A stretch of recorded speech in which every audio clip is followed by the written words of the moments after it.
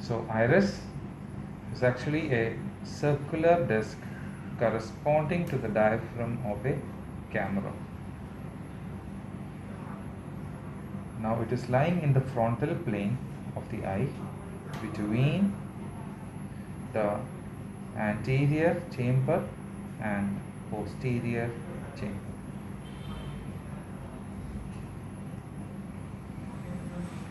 So as you already know, the eye is divided into an anterior chamber and a posterior chamber. This is part of anterior segment.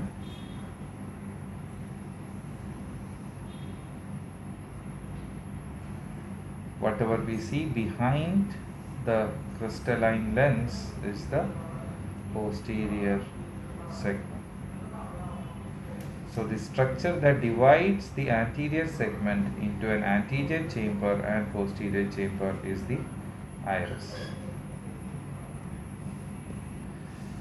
At the center of the iris, we have an aperture which is called as the pupil. This color comes from, the color of the iris is coming from the microscopic pigment cells which has melanin in it. Now the color, texture and pattern, these are part of a biometric evaluation. So this is just like it's unique for every patient. So just like the fingerprint, you must have heard of eye scans. This is what they check in that. The color, texture and pattern of the iris is what is scanned, and this is really unique for each person.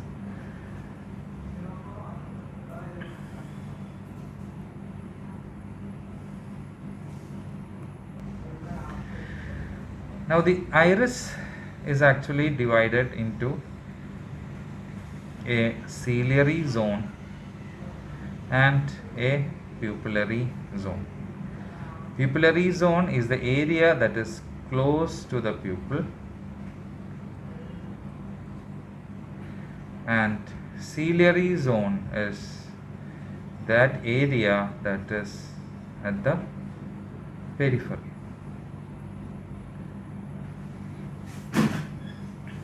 Now it is divided into a pupillary zone and a ciliary zone by what we call as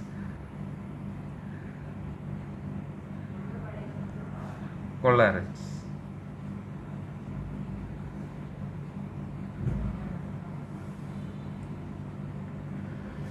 Now that is the junction of pupillary zone and the ciliary zones. Now this is with regard to the anterior surface of the iris.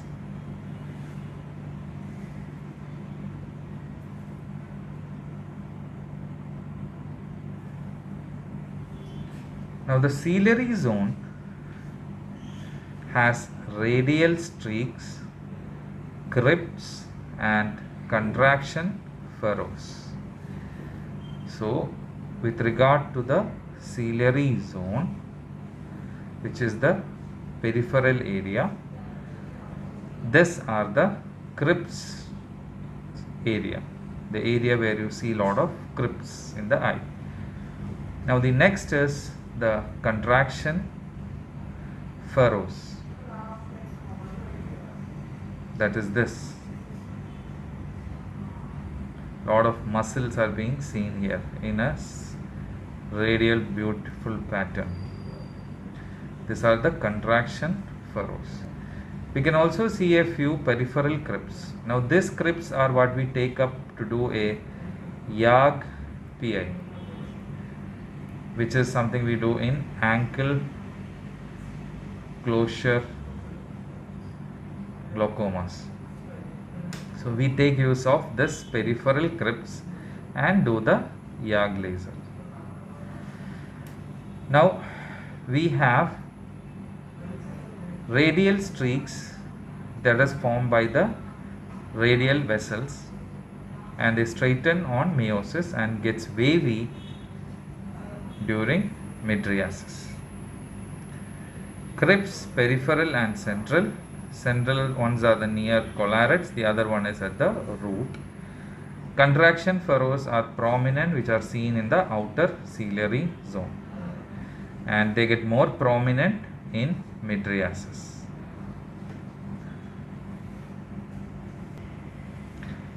Coming to the pupillary zone. Pupillary zone is around 1.6 millimeters wide. It is found between the collarets and the pigmented pupillary ruff. That is at the pupillary margin. If you look very carefully, you see a frill-like pattern, which is called as the pupillary ruff. So the pupillary zone is something that we see between the collaret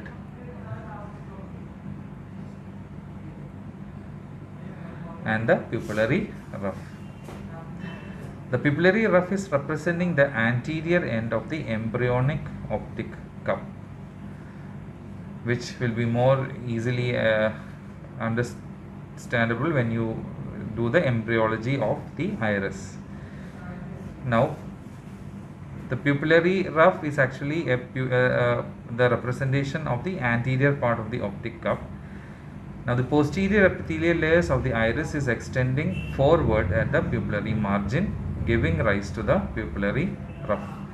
You see, these are the posterior pigment epithelium, and they extend into the anterior part here and project out like a frill pattern. Now, the crenations result from a forward extension of the radial folds of the posterior iris surface. So, in a rough pattern or a crenated appearance is what we call it as.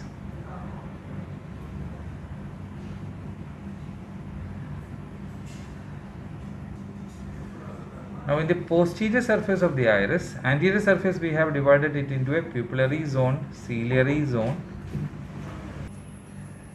With regard to the posterior surface, there is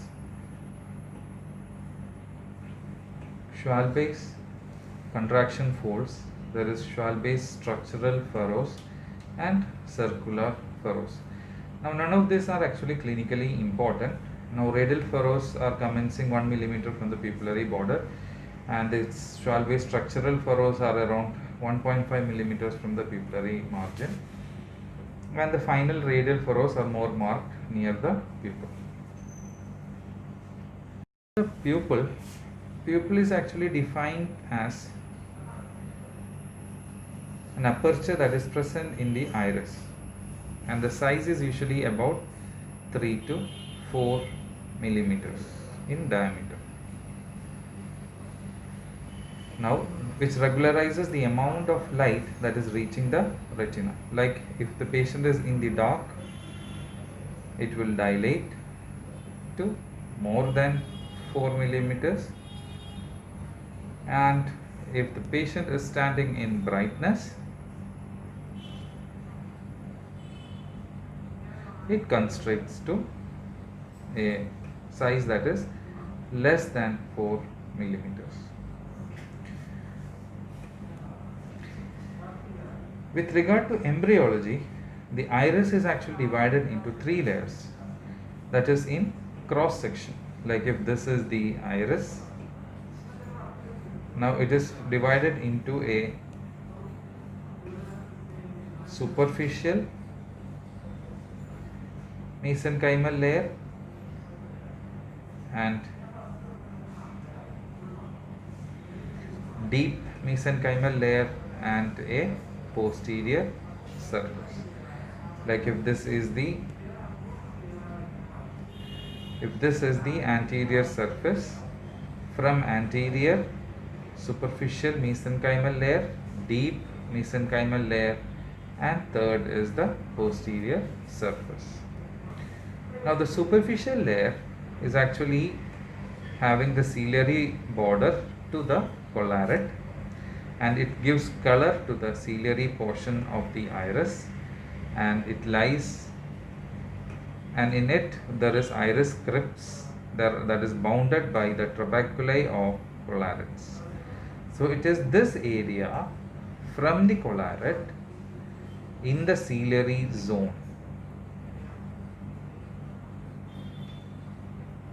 that the superficial mesenchymal layer exists. It is not present in the pupillary area, that is this area. The superficial mesenchymal layer is actually starting beyond the collarette, from here, beyond.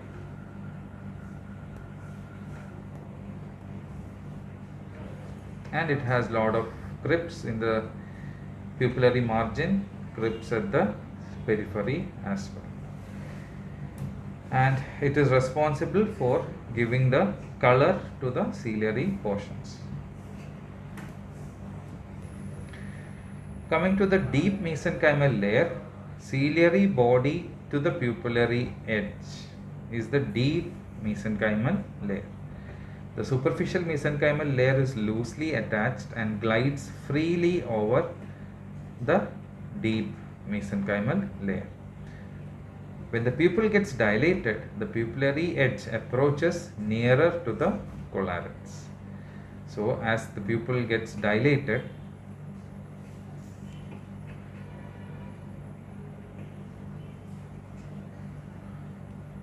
like in this situation, if the pupil is getting dilated, the pupillary edge approaches the collarette, which is here.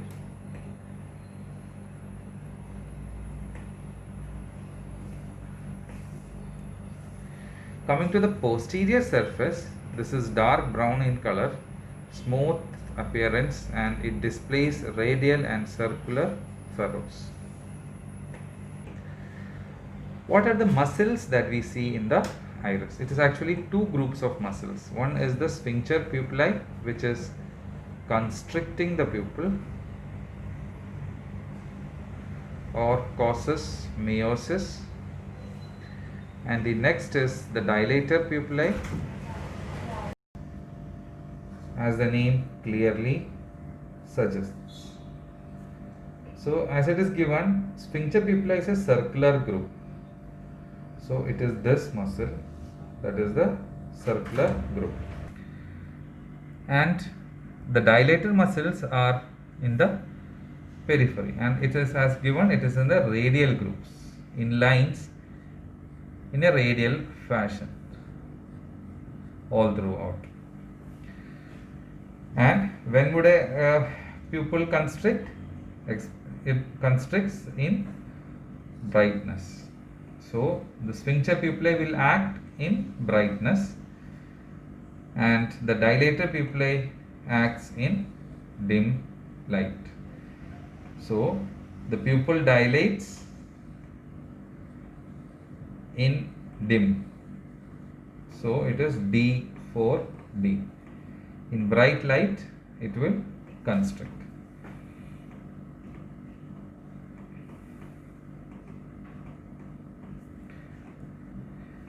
When you look at a more microscopic appearance of the iris, it is the anterior limiting membrane that is most anteriorly located. Then it is the iris stroma, then the anterior epithelial layer, then the posterior pigmented epithelial layer. So it is the limiting membrane, then the stroma, then the epithelial layers. So this is the appearance. So one more highlight I would like to bring your attention to is, this is where the muscles are located with respect to the layer of the iris, which is actually in the stroma. Let me repeat that. When you look at the plane of the muscles, it is actually in the stroma that the dilator pupillae, the radial muscles are located in the stroma of the iris. So we have from anterior the anterior limiting membrane, that is at the anterior most area.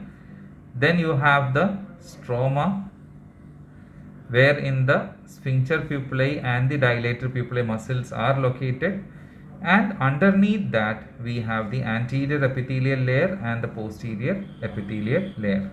And one important thing is, it is the posterior epithelial layer that is actually pigmented, which is again an MCQ question, so you should keep that in mind.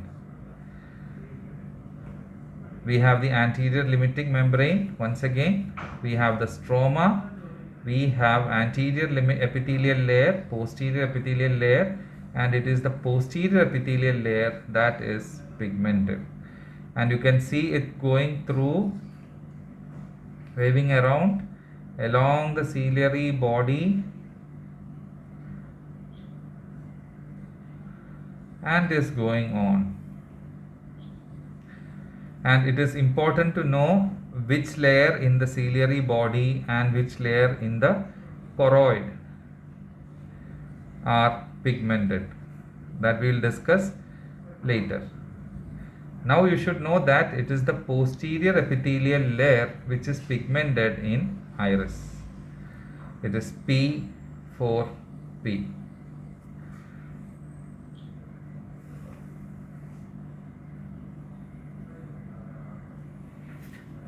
Coming to the microscopic structure, the layer of anterior limiting membrane,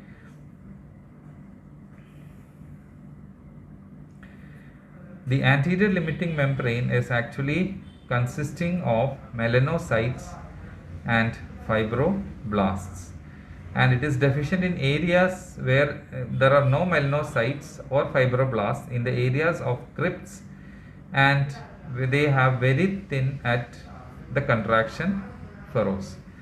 So the anterior limiting membrane with melanocytes and fibroblasts are deficient in the areas of crypts and contraction furrows.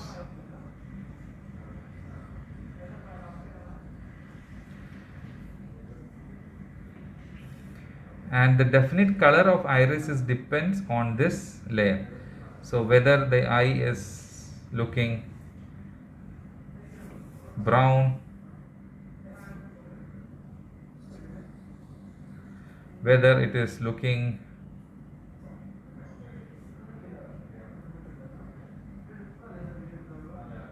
blue,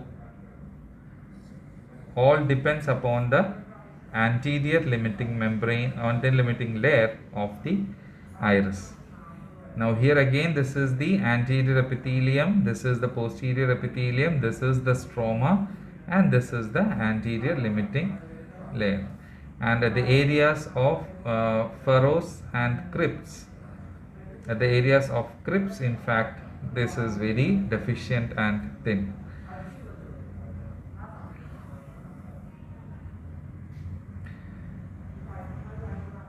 Now the iris stroma is having sphincter pupillae, dilator pupillae, even the blood vessel, that is also an important question, as well as pigmented cells. Now coming to the iris stroma, with regard to the sphincter pupillae, it is more than 1 millimeter broad circular band in the pupillary part of the iris. So that is an important question. How much is the thickness of the sphincter pupillae? This is around 1 millimeter. And the derivation is also important, that it is from the neuroectoderm, that we will discuss in detail in embryology of the eye. Now the supply is very important, that is the parasympathetic fibers of the third nerve. Parasympathetic fibers of the third nerve is the supply to the sphincter pupillae. And as you already know, sphincter pupillae is actually constricting the pupil. Coming to the dilator pupillae, which is again in the radial format, and here also this muscle is also derived from the neuroectoderm. Again, we will be discussing that in detail in embryology. What is the extent of the dilator pupillae? This is from the iris root. This is the root of iris. It is extending in radial fashion all along. It is extending, and it is extending towards the pupil. Now, what is the supply? Just like parasympathetic fibers for sphincter pupillae, it is cervical sympathetic. So, sphincter pupillae are supplied by parasympathetic, and the dilator pupillae is supplied by the sympathetic. Now, you know Horner's, you have heard of Horner's, and you know in Horner's it is the sympathetic system that is getting affected. So, the dilator pupillae muscle will not act. So, if there is no dilators here, if this is not present, the eye will be under the overaction of the sphincter pupillae. So, you will have a miotic pupil.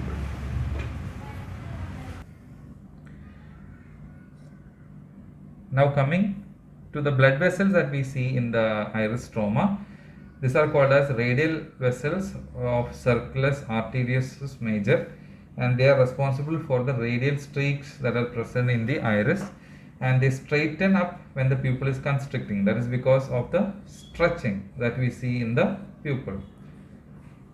Now, whereas when it is dilated, these vessels actually become wavy and they are present in the iris, whereas in this case it will be straightened because of the stretching, and here because of the dilation they will be appearing wavy. Now, there is these vessels actually of the iris stroma, there is no internal elastic lamina. You must be knowing that blood vessels are told to know or how to have this, but it is a specialty of these vessels that they don't have an internal elastic lamina, and they are particularly non-fenestrated capillary endotheliums. So these are all important for your MCQs. You will be remembering it now, but for the MCQ part you should by heart all these kind of key points. Now, with regard to the pigment cells that we see in the stroma, as I said, these are melanocytes and clump cells. Now, this is a cross section of the iris stroma. Now, these are posterior pigmented epithelium. There is the iris dilator muscles, and this is the stroma, and this is the anterior layer. Now, here this is actually the absence of pigments in the iris stroma and pigments in the retinal epithelium being seen through the translucent membrane, and the anterior limiting membrane also is having, and linear limiting layer also have a role here. Along with that, the absence of pigments in the iris stroma also have a role. That is the melanocytes.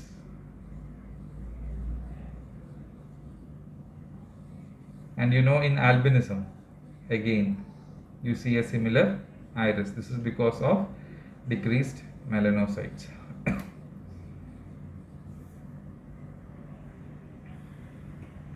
The anterior epithelial layer, it is actually a continuation of the pigment epithelium of the retina and the ciliary body. That is, you know, it is tracking from behind. There is a retinal pigment epithelium layer. You must have already learned that there are 10 layers to retina. 1, 2, 3, 4, 10 layers. So the outermost layer is the pigment epithelium, and it extends in front, and this side is the choroid,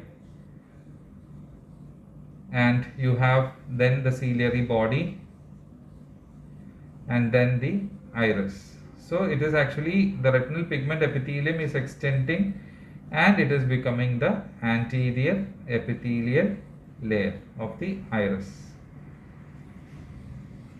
So this is the anterior continuation of the pigment epithelium of the retina and the ciliary body. The speciality of this layer is that it is not having melanocytes. Again, important for MCQ. The dilated pupillae is arising from the basal processes of this layer. You know, it is something that we see in the dilated muscles are something you see in the iris stroma, but they are actually told to be derivatives of the anterior epithelial layer. Coming to the posterior pigment epithelial layer, this is actually the anterior continuation of the non-pigment epithelium of the ciliary body, and which is actually a continuation of the sensory retina. So you just have to track it accordingly. This is the posterior pigmented epithelium, then you have the sensory retina here. This sensory retina is continuing into the ciliary body, and then it is going into the iris. So it is actually when you reach here, it is the posterior pigment epithelium that is pigmented, but sensory retina is not pigmented. Is not pigmented. But when you take the retinal pigment epithelium, this is pigmented, but that is what is giving you the anterior layer, and this guy is not pigmented. So the sensory retina continuing to form the pigmented epithelial layer, whereas the retinal pigment epithelium, which is as such pigmented, is continuing anteriorly forming the anterior layer, which is not pigmented.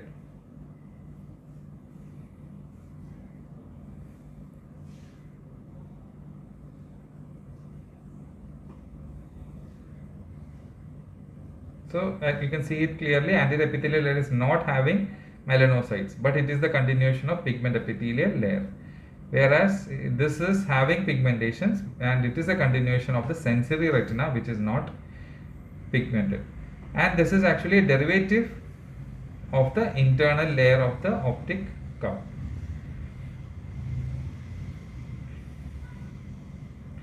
The same diagram which we have already discussed earlier.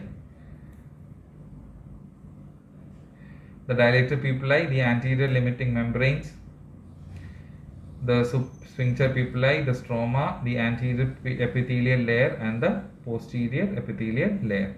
And this is about the continuation I have been discussing with you guys. Now coming to the arterial supply of the iris, you should know that it is supplied by the long posterior ciliary artery and the anterior ciliary artery. So you have the posterior ciliary artery, anterior ciliary artery. Posterior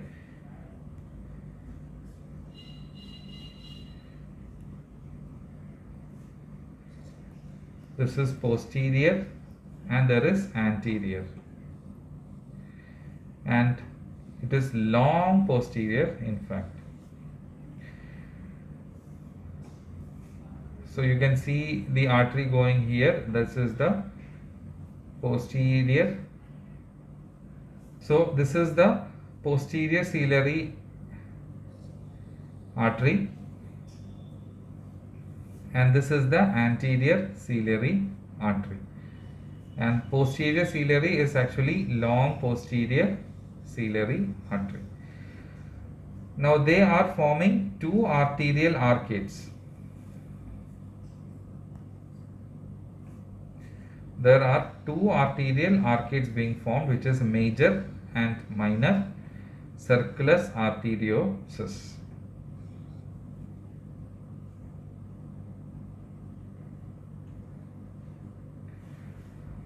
So now this is a little more in detail. This is the greater or the major circle, and the smaller ones are located here. Now this is how the anterior ciliary arteries are distributed. This is how the arteries come, and this is the long posterior ciliary artery, how it enters the iris, and they are forming a major arterial circle at the periphery and a minor one at the central part. So you can already see that here.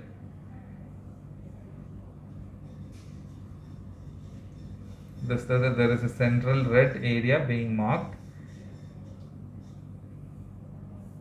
here. This is the minor, and here there is a circle which you can see already being formed. Now this is actually a joining of the long posterior ciliary arteries at two ends. This is nasal and temporal, and it is from the superior part that the anterior ciliary arteries join up.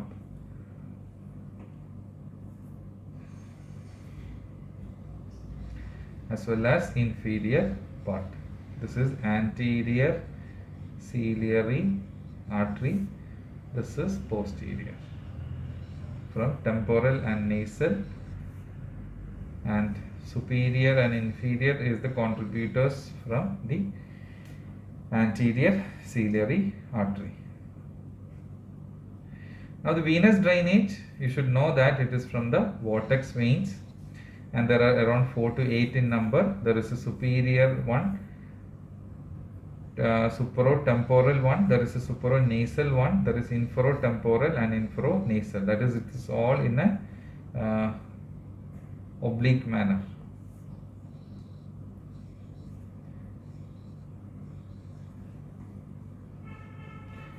And the superior vortex vein is actually draining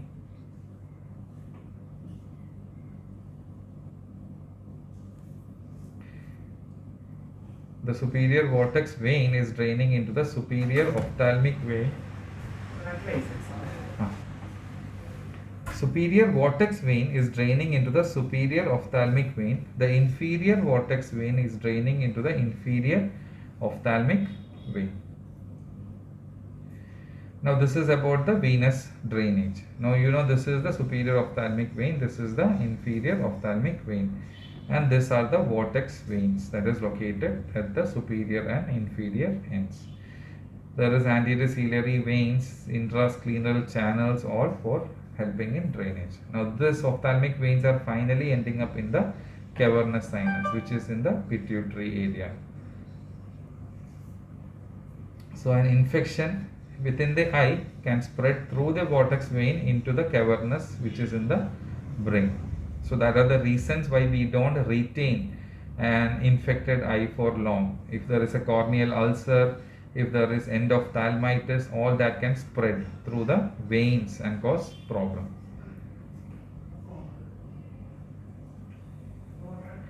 Coming to the nerve supply, there is sensory supply and there is motor supply. The sensory is from the ophthalmic division of the fifth trigeminal nerve. There is a dilator pupillae, there is a sphincter pupillae. Dilator pupillae is actually long ciliary nerve, and we know it is from the sympathetic chain. And the sphincter pupillae, it is actually from the short ciliary nerve, which is again from the parasympathetic fibers, which again, this is an important statement, that is that it is post ganglionic, and it is actually the ciliary ganglion that is in relation with the sphincter pupillae. So it is the post ganglionic parasympathetic fibers. Dilator pupillae I have already discussed with you, the sympathetic chain's involvement and its role in Horner's disease. So the sensory, you know, ophthalmic division. The motor is with regard to the muscles, that is dilator pupillae and the sphincter pupillae, which you know is from the certain nerve. So there is actually ciliary nerve in both. One is long, you know, it is dilation makes the eye large, so dilate is long, or it is making the pupil very big, so it is long ciliary. And pupil constriction, that is what is done by the sphincter pupillae, that makes the pupil small, so it is the short ciliary nerve that supplies. Now the sequence how the supply is coming from. We know that it is from the pretectal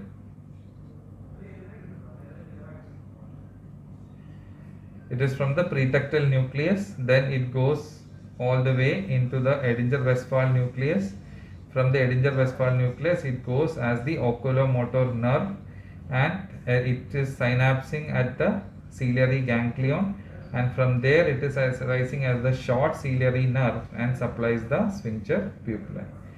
Whereas all around the superior cervical ganglion we have the sympathetic system, and the sympathetic system passes around the carotid plexus, and it goes and supplies the dilator pupillae as long ciliary nerve.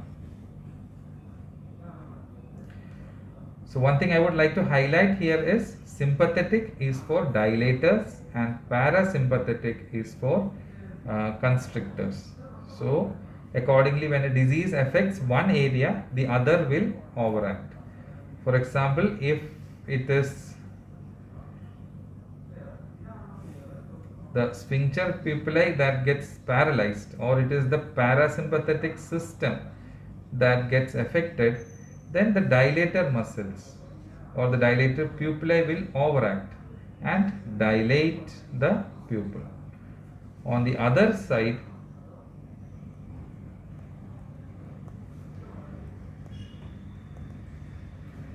if it is the dilator pupillae that gets damaged, then the sphincter muscle will overact.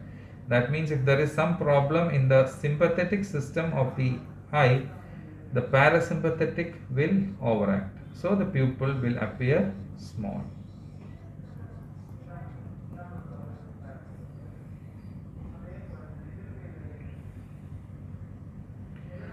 Few congenital anomalies that we see in iris are the heterochromia iridium and heterochromia iridis. That is based on the pigmentations of the iris. In iridium, there is two different colors of iris in the same person. Like it may appear that the right eye is blue in color or hypopigmented, and the other eye is brown in color. So this is called as iridium. Iridis means in the same eye, one area will be brown and another area will be a bit hypopigmented or of a different color. That is what is iridium and iridis. Now this is heterochromia iridium. That is, one eye is having a different color than the other eye. Now this is iridis. That is, you can see one area is brown and the other area is grey. So that is iridis. So how do you get confused? Like iridium is what and iridis is what? So yes is the clue here. Iridis means it is in the same eye. It is same eye, you have two different colors. So that's how I remember it as iridis is this and iridium is two different eyes.